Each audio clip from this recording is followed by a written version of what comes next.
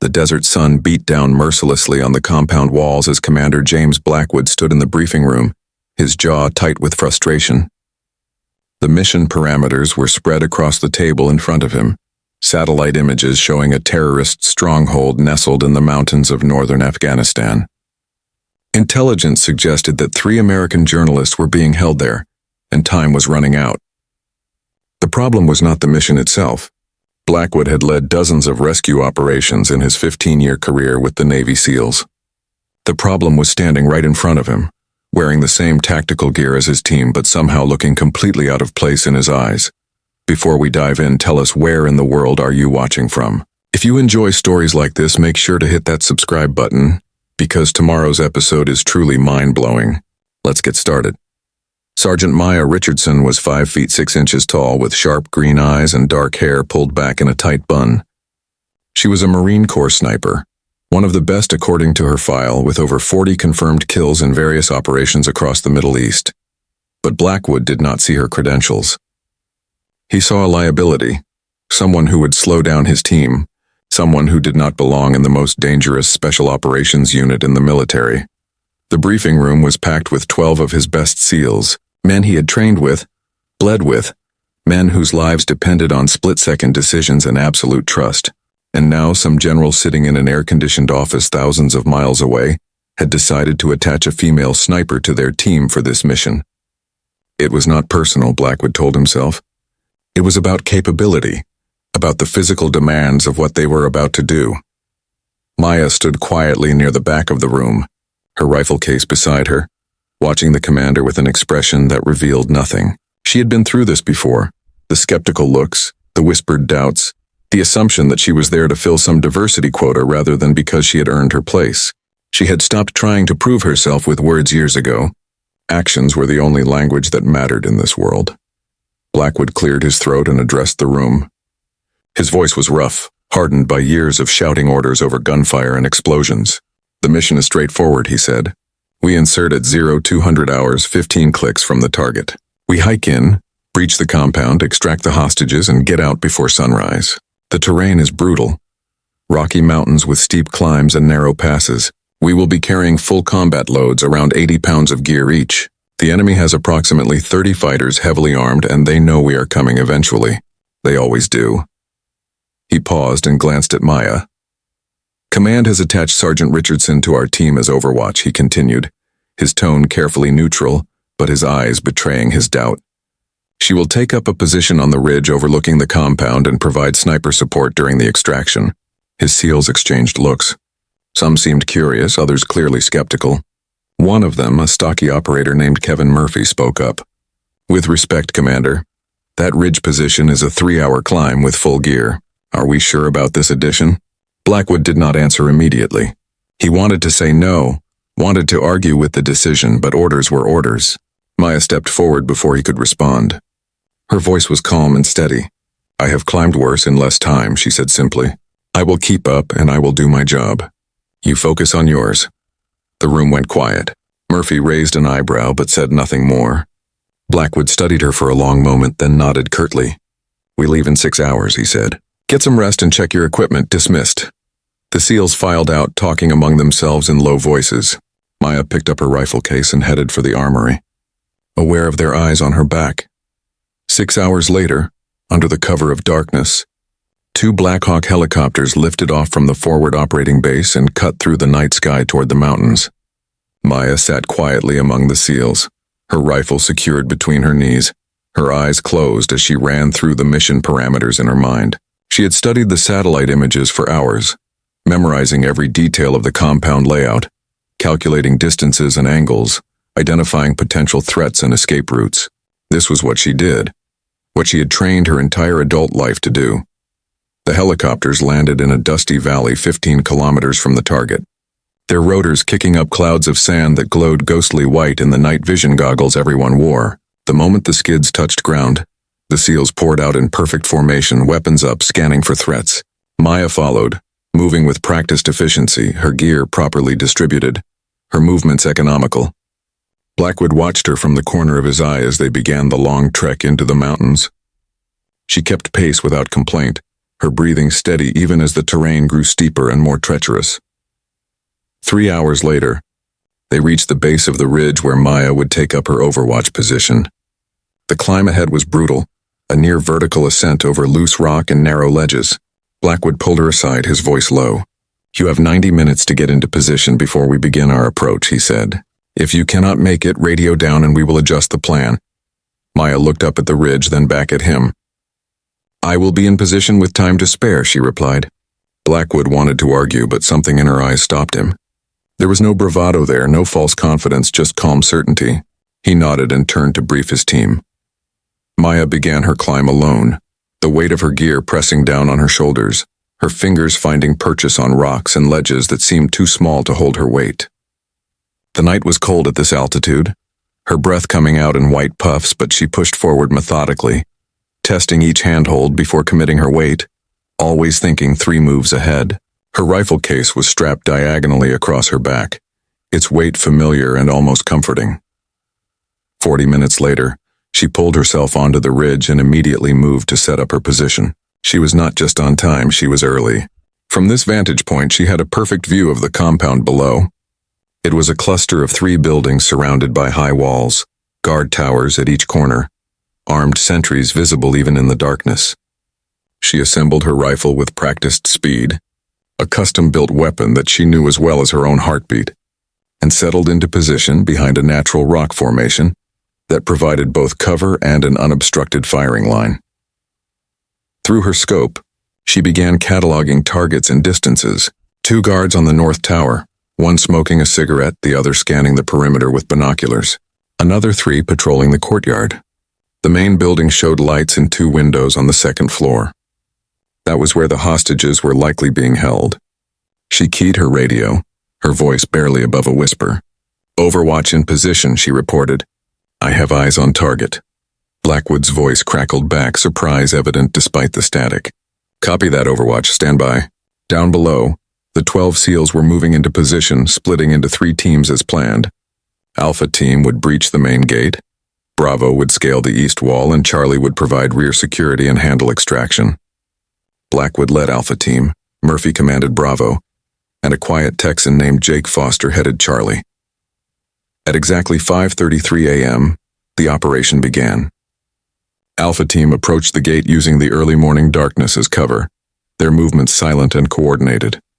Maya watched through her scope, her finger resting lightly beside the trigger, her breathing slow and controlled. She could hear Blackwood's whispered commands over the radio, could see his team stacking up at the gate, shaped charges ready to blow it open. Then everything went wrong. A guard appeared on the north tower, raising an alarm before anyone expected. Lights flooded the compound, and suddenly the air was filled with shouts and the sound of weapons being charged. The element of surprise was gone. Blackwood made a split-second decision and gave the order to breach immediately. The charges blew, the gate exploded inward, and Alpha Team poured through into a storm of gunfire. Maya did not hesitate. Her first shot took down the guard who had raised the alarm, the crack of her rifle lost in the chaos below. Her second shot dropped a fighter who was aiming an RPG at the breaching team. She worked methodically, her world narrowing to the circle of her scope, identifying threats and eliminating them with clinical precision. Each shot was a decision made in milliseconds. Each trigger pulled a result of calculations involving distance, wind, elevation, and the movement of targets below. Bravo Team was taking heavy fire as they scaled the east wall. Maya shifted her aim and took out 3 fighters who were concentrating fire on Murphy's position, giving his team the seconds they needed to get over the wall and into cover. Through her earpiece, she could hear the controlled chaos of combat. The sharp commands, the status reports, the sound of her teammates fighting for their lives. Alpha Team reached the main building and began clearing rooms, moving through the structure in a methodical dance of violence and precision, but intelligence had been wrong about the number of fighters. There were not 30, there were at least 50, and they were better trained than expected. The SEALs were outnumbered and in danger of being surrounded. Maya saw the problem developing before anyone else. A group of 15 fighters was moving to cut off Alpha Team's exit, positioning themselves in the courtyard with heavy weapons. If they got set up, Blackwood's team would be trapped inside the building with no way out. Her angle was not ideal, She was shooting almost straight down, and the distance made it difficult to compensate for the steep angle. But there was no choice. She took a breath, let it out slowly, and fired. The first fighter dropped. She worked the bolt on her rifle and fired again, and again, and again. 4 shots in rapid succession, each one finding its target, each one dropping a fighter before they could set up their weapons. The remaining fighters scattered, their formation broken, their attempt to trap Alpha Team disrupted. Inside the building, Blackwood heard the distinctive crack of Maya's rifle and saw the enemy fighters dropping around them. He keyed his radio. "Good shooting, Overwatch," he said, and for the first time there was genuine respect in his voice. Alpha Team found the hostages in a second-floor room. 3 journalists, 2 men and a woman, all showing signs of abuse but alive. They were zip-tied and hooded, terrified but coherent. Blackwood's team cut them loose and prepared to move them out. But the situation outside was deteriorating rapidly. More fighters were pouring into the compound from a building they had not known about, a barracks hidden underground that their intelligence had completely missed. Bravo and Charlie teams were pinned down, taking fire from multiple directions. Murphy's voice came over the radio, tight with tension.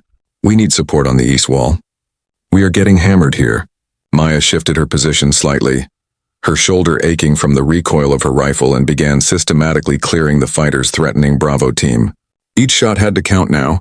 She was running low on ammunition, down to her last magazine, and every round had to be perfect. Then she saw it. A fighter had climbed to the roof of the western building with an RPG, positioning himself for a shot at the extraction point where the hostages would have to pass. He was behind cover, only his head and shoulders visible, and he was far enough away that the shot was at the absolute limit of her rifle's effective range. Wind had picked up with the approaching dawn, adding another variable to an already impossible equation. Maya did the math in her head, adjusted her scope, compensated for wind and distance and the curvature of her bullet's trajectory, and took the shot. Through her scope, she saw the fighter's head snap back and his body tumble from the roof. Her last round. She keyed her radio, her voice still calm despite her pounding heart. "Overwatch is Winchester," she reported, using the military term for out of ammunition. Blackwood's response was immediate. "Copy, Overwatch. Get down here. We are extracting in 5 mics." Maya quickly disassembled her rifle, secured her gear, and began the dangerous climb down from the ridge. Behind her, the sky was beginning to lighten with the approaching sunrise. By the time she reached the bottom, the SEALs had fought their way to the extraction point with the hostages. The 3 journalists were being half-carried by Charlie Team, exhausted and disoriented but moving. The compound behind them was in chaos, fires burning, bodies scattered across the courtyard. The cost had been high, but everyone was accounted for. No casualties on their side. The Blackhawks came in fast and low, their approach covered by attack helicopters that had been orbiting at a distance. The SEALs loaded the hostages first, then climbed aboard themselves, weapons still pointed outward, covering each other until the last man was aboard. Maya was pulling herself into the helicopter when she felt a hand on her arm. It was Blackwood. He looked at her for a long moment, his face smudged with dirt and gunpowder, his eyes reflecting something that might have been an apology. 8 shots, he said, having to shout over the rotor noise. "I counted 8 shots that saved my team." Maya did not smile, did not gloat. She just nodded once and took her seat as the helicopter lifted off, banking away from the compound and heading back toward safety. The flight back to base was quiet, the adrenaline slowly draining from everyone's systems, replaced by the bone-deep exhaustion that always followed combat. Murphy sat across from Maya, cleaning his weapon, and after a long silence, he looked up at her. "That shot on the roof," he said. "How far was that?" Maya checked her range card. 937 meters, she replied. Murphy whistled low. "Hell of a shot," he said simply. Other SEALs nodded in agreement. When they landed back at base, the commanding general was waiting on the tarmac to greet them and debrief the rescued hostages. Blackwood gave his report, detailed and professional, but when he finished, he did something that surprised everyone. He turned to Maya and spoke loud enough for everyone to hear. "Sergeant Richardson's performance was exemplary," he said. "Her marksmanship and tactical awareness directly resulted in the success of this mission and the safety of my team. I was wrong to doubt her capability, and I am requesting that she be permanently attached to our unit for future operations." The general raised an eyebrow but nodded. "Sergeant Richardson," he said, turning to Maya. "How do you feel about that?" Maya looked at Blackwood, then at the other SEALs standing around them, men who had accepted her through the only means that mattered in their world, proven performance under fire. "I would be honored, sir," she replied. Over the following months, Maya became an integral part of the SEAL team, participating in 7 more operations, each one reinforcing what that first mission had proven. She was not there because someone decided the military needed to look more diverse. She was there because she was one of the best at what she did, and in the world of special operations, that was all that mattered. Blackwood never apologized directly for his initial doubt. That was not his way, but his actions spoke clearly. He trusted her with his life and the lives of his men, and in their world there was no greater statement of respect. Murphy became something like a friend, always ready with a sarcastic comment but also always having her back. The other SEALs accepted her as one of their own, judging her not by her gender but by her skill and courage. Late one night, months after that first mission, Blackwood found Maya on the roof of their barracks at the forward operating base, cleaning her rifle under the stars. He climbed up and sat beside her without saying anything for a while. Finally, he spoke. "I wanted to tell you something," he said, "about that mission, the hostage rescue. When we were pinned down and I heard your rifle up on that ridge, when I saw those fighters dropping one after another, I realized something. It was not about whether you were a man or a woman. It was about whether you were a warrior. And you proved you were." Maya continued working on her rifle, running a cloth through the barrel with practiced motions. "With respect, Commander," she said quietly, "I did not prove anything that day. I just did my job, same as every other person on that mission. If you had trusted me from the beginning, you would have known that." Blackwood was quiet for a moment, then nodded slowly. "You are right," he said. "I judged you before you had a chance to show what you could do. That was my failure, not yours." Maya finally looked up at him, her expression softening slightly. "We all have biases, Commander," she said. "The question is whether we are willing to see past them when the evidence proves us wrong. You did. That matters." They sat together in comfortable silence after that, 2 warriors who had learned to respect each other through the crucible of combat. The desert stretched out endlessly around them, dark and vast and full of threats they would face together in the days to come. But for that moment there was peace and there was understanding. The story of that mission spread through the special operations community, told and retold in briefing rooms and over beers at officer clubs. It became a teaching moment about assumptions and capabilities, about the importance of judging people by their actions rather than their appearance. But for those who were there, for the 12 SEALs and 1 Marine sniper who lived through it, the lesson was simpler and more profound. When bullets are flying and lives are on the line, the only thing that matters is whether the person beside you can do the job. Everything else is just noise. Maya Richardson continued serving with distinction for another 5 years before eventually transitioning to a training role, where she helped prepare the next generation of snipers for the challenges they would face. She never sought recognition or medals, never told her story to reporters or wrote a book about her experiences. The work itself was enough, but sometimes, late at night when she was alone with her thoughts, she would remember that ridge in Afghanistan, the weight of her rifle in her hands, the calm certainty she felt as she took those 8 shots that changed everything, not just for the SEALs she saved, but for herself. Proof that she belonged in that world, not because someone gave her permission, but because she earned it with skill and courage and the willingness to put her life on the line for others.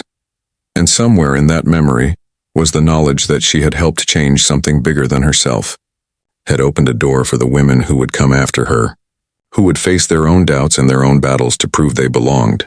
She had not done it by demanding recognition or special treatment.